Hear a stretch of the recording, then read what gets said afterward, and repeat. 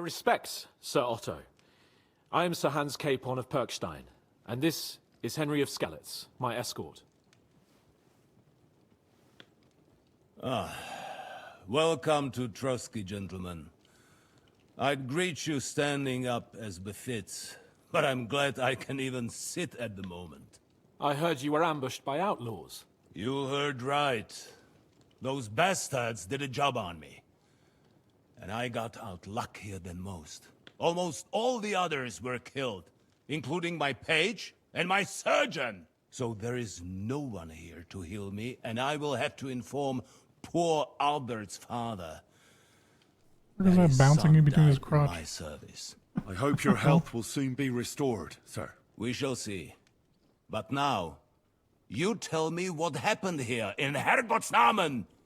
Why did my Chamberlain try to hang you, What am I watching Lord right Capon? now? This is really disturbing.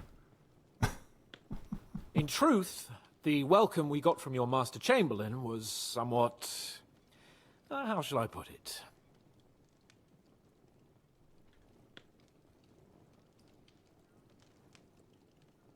Your Chamberlain's welcome was appropriate enough, considering our appearance, the situation in your domain, and your orders, sir. I appreciate your diplomacy, young man. Master Chamberlain Ulrich can sometimes be more hasty and passionate than is healthy. And we are glad you hold no grudge against him. Are we not, Ulrich? I regret what happened, gentlemen. Please accept my humblest apologies. Anyway, let us leave this misunderstanding aside and get to the point. As far as I'm aware, Ratai showed no interest in negotiations before, either with me or with the League of Lords. True. Our houses have thus far stood on opposite sides. I should say so. Attacking Brno and Jihlava together with that renegade He's in Sokol of Lady too. Lemberg hardly inspired our sympathy.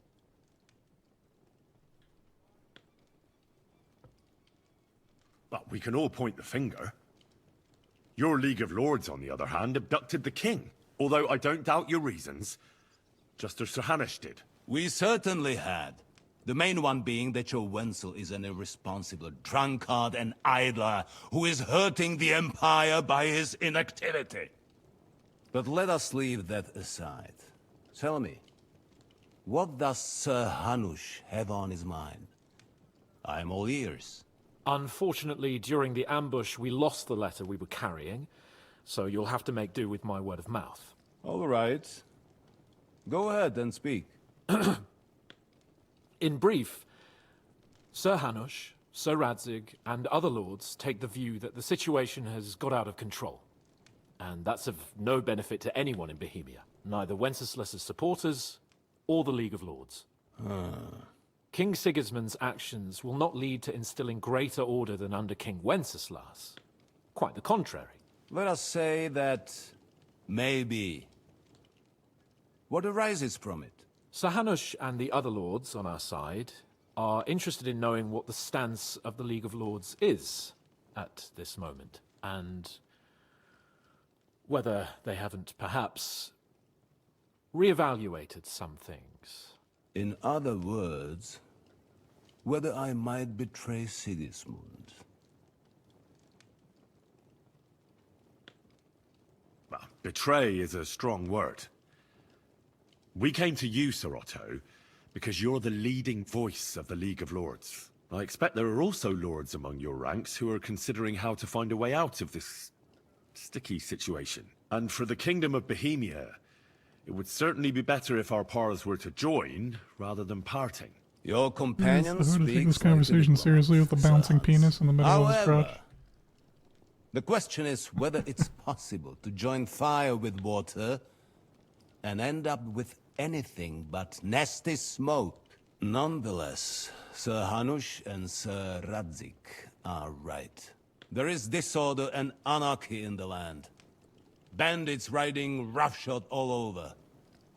As we all know, to our cost. We've had plenty of experience of that at home too, sir. Only a short time ago, we had to deal with a similar band. Then you will surely understand that before I begin debating who would be the better king, I must sweep my own doorstep. Only I'm damned if I know how to do that, since those bastards have wiped out half of my garrison, including my captain.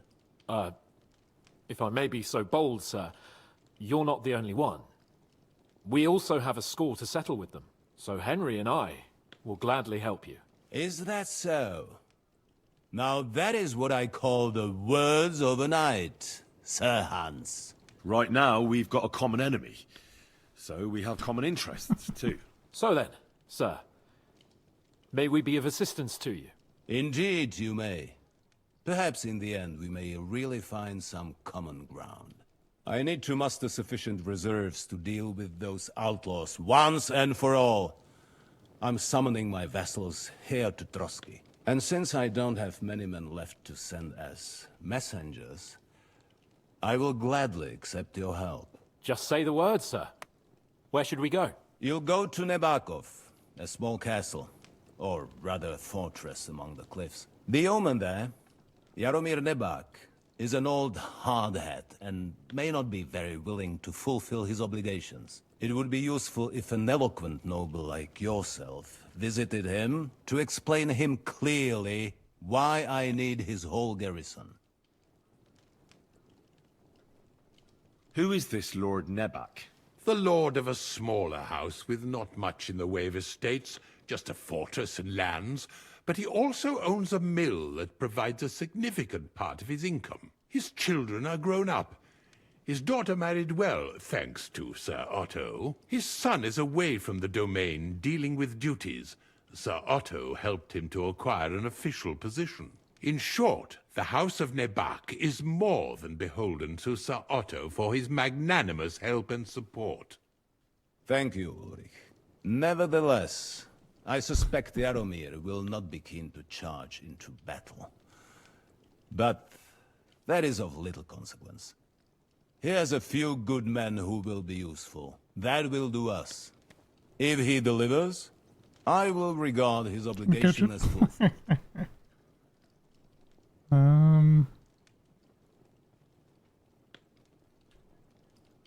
What should we do if he's unwilling to heed what we say?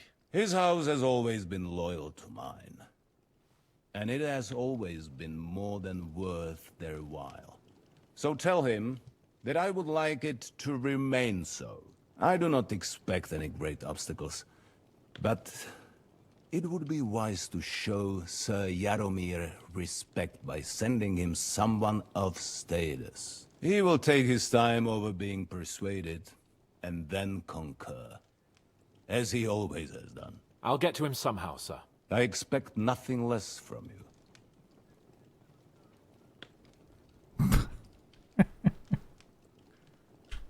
Is the route safe? As I said, the fortress is in the wilderness amongst the cliffs. There are many places where outlaws may be hiding, so watch out. Don't worry, sir. I have Henry here by my side for such situations. We'll take care of it, sir.